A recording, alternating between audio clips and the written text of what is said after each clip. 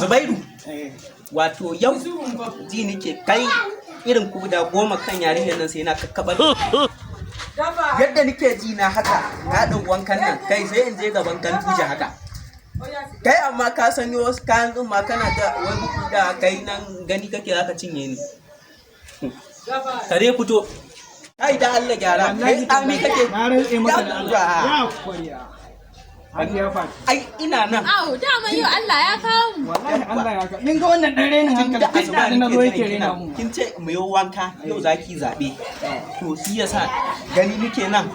Sai wannan fadin man baba kuke ka dauka.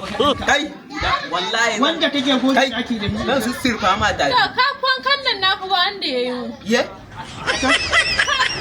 Kai kama da wani mai bara. Allah fa da kyau. Mai bara kai kama da kai kuma almajiri. Ye? La ilaha illallah. Amma san nawa na sai da janna. Yanda za ku yi. Karshen a daga bana. Duk wanda ya kada wani shi nike so. Ai wannan. Ke wannan dan ma dungulin. Wannan? Kai kin yau he zan ka da kai. Ai na ma same ki na gama. Wannan da yanzu zan damfara miki shi da Kasa kasa. kake wallahi. To ku yi fadan na. Sabari ka. Ke? Kai ni fa na yi dambe a gidan a Lagos. Na yi dambe a Okene. Na yi dambe wannan sai wannan zai gagare ni kai. Kai. Yanzu kai. What?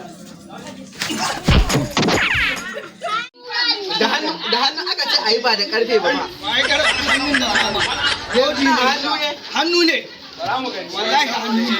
Kai ka isa ka jare ni akan wannan me ba zan ba. Kai ka isa ka jare ni. Allah kai haƙuri.